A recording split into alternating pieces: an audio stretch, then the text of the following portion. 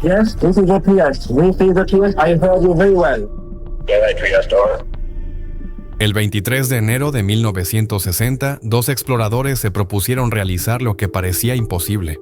A bordo del submarino Trieste, Jack Packard y Don Walsh iniciaron su descenso hacia el punto más profundo de la Tierra, conocido como la fosa Challenger. Descendiendo a una velocidad de 1 metro por segundo, la presión exterior fuera de la nave aumentaba aproximadamente 6 atmósferas cada minuto, presionando sin descanso contra la estructura de acero.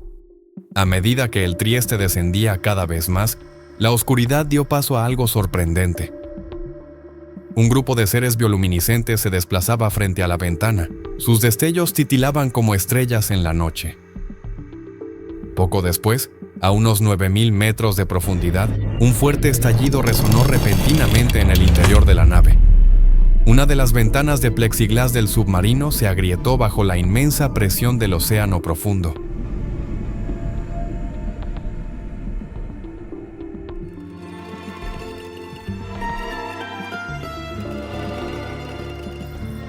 En un momento en que el mundo se preparaba para una intensa competencia por conquistar la Luna, un hombre volteó la mirada en otra dirección, hacia las profundidades del océano. Ese lugar, conocido como el Abismo Challenger, es una enorme depresión en la fosa de las Marianas, con aproximadamente 40 kilómetros de longitud y 2 kilómetros de ancho. Situada a unos 200 metros al oeste de Guam, en el Océano Pacífico Occidental, fue descubierta por primera vez en 1875 por el HMS Challenger. Con una cuerda con peso se realizó la primera medición conocida del punto más profundo del océano.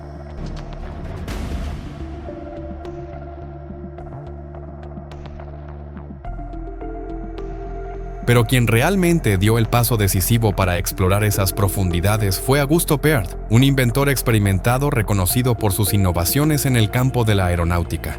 A principios de los años 30 ya había ganado prestigio con vuelos en globo a gran altitud hacia la estratosfera, logrando las primeras mediciones precisas de la radiación espacial.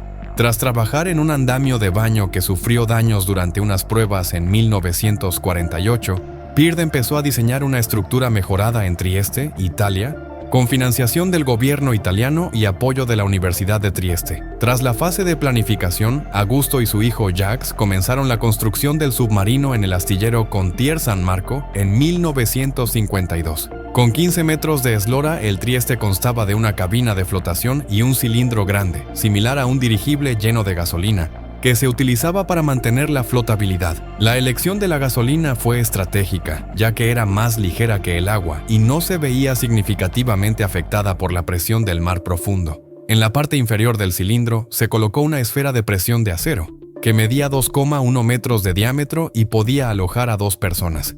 Además, se instaló un sistema de lastre de granalla de hierro.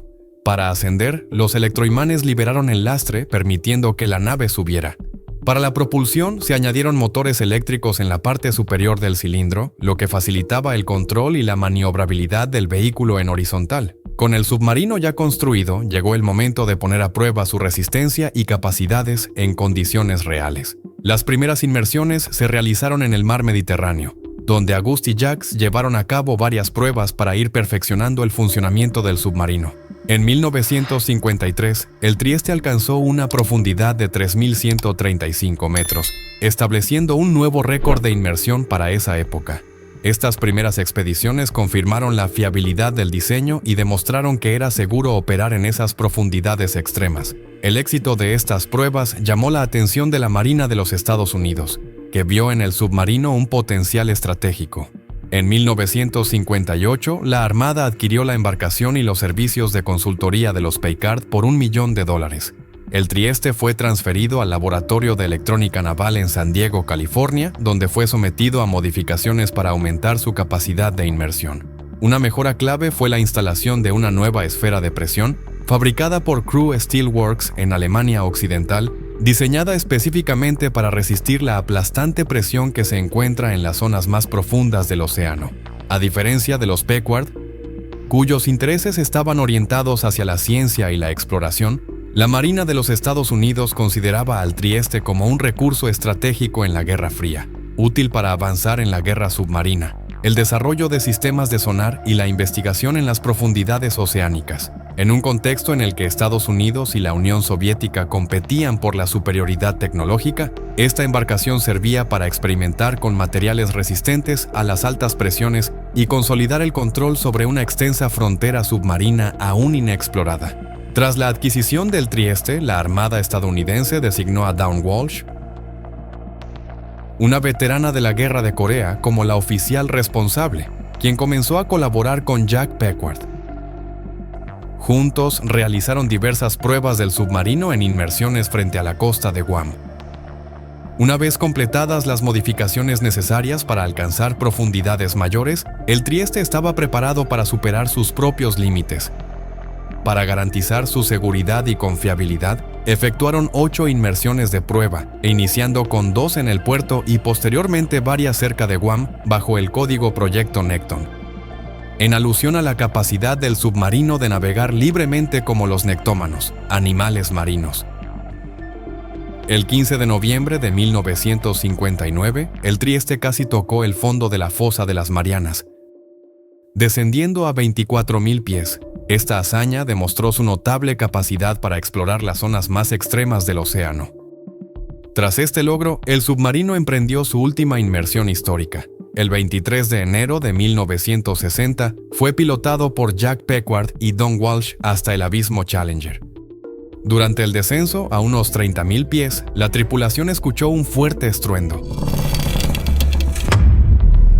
Confundidos, ambos comenzaron a buscar el origen del sonido. Al revisar la esfera, descubrieron que una de las ventanas acrílicas traseras había sufrido una grieta leve debido a la tremenda presión. A esa profundidad, cualquier daño a la estructura podría ser fatal. Sin embargo, dado que estaban vivos y el daño parecía menor, decidieron no abortar la misión y continuaron descendiendo. Después de una caída libre de 4 horas y 47 minutos, el Trieste tocó fondo en el océano a 10.888 metros de profundidad.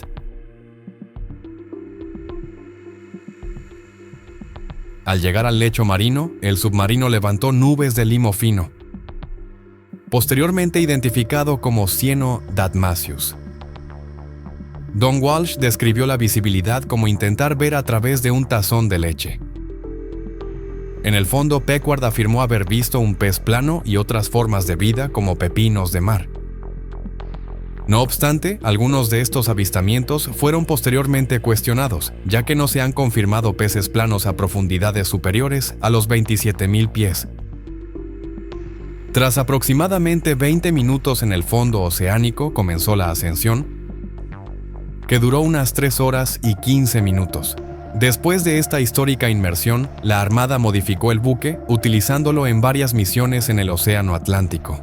La más destacada fue la búsqueda del submarino nuclear US Treasure, ya que Robert Ballard inspeccionó su naufragio en los años 80 en su misión de exploración submarina. Algunos años después, en 1966, el Trieste fue retornado a San Diego y dado de baja. A principios de los años 80 fue trasladado al Astillero Naval de Washington, donde actualmente se exhibe en el Museo Nacional de la Armada de los Estados Unidos, junto con la esfera de presión Crow.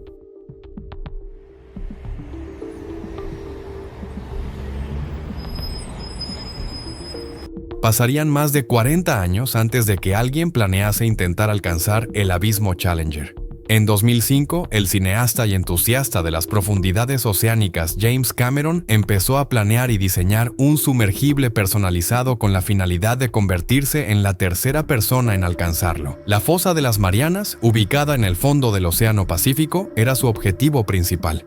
Cameron era un buzo experimentado, con múltiples inmersiones al Titanic e incluso al acorazado Bismarck, que se encuentra a casi 16,000 pies bajo la superficie marina, en colaboración con Ron Allum, ingeniero australiano y especialista en sumergibles, y con el respaldo de un equipo de ingenieros y científicos. La iniciativa fue financiada con fondos privados, principalmente por Cameron mismo, con el apoyo de National Geographic y Rolex. El equipo comenzó a diseñar el Deep Sea Challenger, un sumergible hecho a medida con un diseño vertical singular. Similar al Trieste, el núcleo del submarino era una sólida esfera de acero. Décadas después, esta esfera seguía siendo la forma óptima para distribuir la presión de manera uniforme en las profundidades oceánicas. La esfera del Deep Sea tendría capacidad para una sola persona y contaría con una pequeña cúpula de observación de 3,5 pulgadas de diámetro. En total, el proceso de construcción duró 3 años, una tarea meticulosa para garantizar que pudiera resistir la presión a 35.000 pies bajo el agua. El submarino fue diseñado estratégicamente para sumergirse en posición vertical, lo que facilitaba un descenso más veloz y reducía el tiempo de viaje al fondo del océano, permitiendo dedicar más tiempo a la exploración. Cameron y su equipo no estaban enfocados únicamente en establecer un récord de profundidad. Su verdadera meta era explorar el lecho de la fosa de las Marianas. Para esta misión, el submarino fue equipado con tecnología avanzada, incluyendo un brazo manipulador para recoger muestras, una bandeja para núcleos de sedimentos, un compartimento de carga para instrumentos científicos y 2 cámaras en 3 dimensiones, una montada en la pluma y otra en el brazo manipulador. Una vez finalizado, la esfera de presión se fijó a la estructura mediante correas. Aunque la fecha de partida se acercaba, el equipo se aseguró de que todo fuera inspeccionado y sometido a rigurosas pruebas. La esfera, construida con paredes de acero de 6,35 centímetros de grosor, fue sometida a pruebas en una cámara de presión en la Universidad Estatal de Pensilvania para verificar su capacidad de soportar la presión requerida de 114 megapascales, equivalentes a 7.400 kilogramos por centímetro cuadrado. Para facilitar el descenso, el sumergible llevaba 490 kilogramos de lastre, lo que le permitió hundirse a casi 8 kilómetros por hora hasta el lecho marino. Posteriormente, este lastre fue liberado para permitir el ascenso a la superficie. Antes de realizar las pruebas en el mar, Cameron solicitó la aprobación final de un experto en la materia, a quien Cameron invitó a inspeccionar el Challenger de aguas profundas. Si te gustó este video, no olvides darle like, suscríbete a Tragedias y activa la campanita para no perderte ningún contenido. Comparte esta historia con tus amigos y déjanos en los comentarios qué tragedia te sorprendió más. Nos vemos en el próximo capítulo.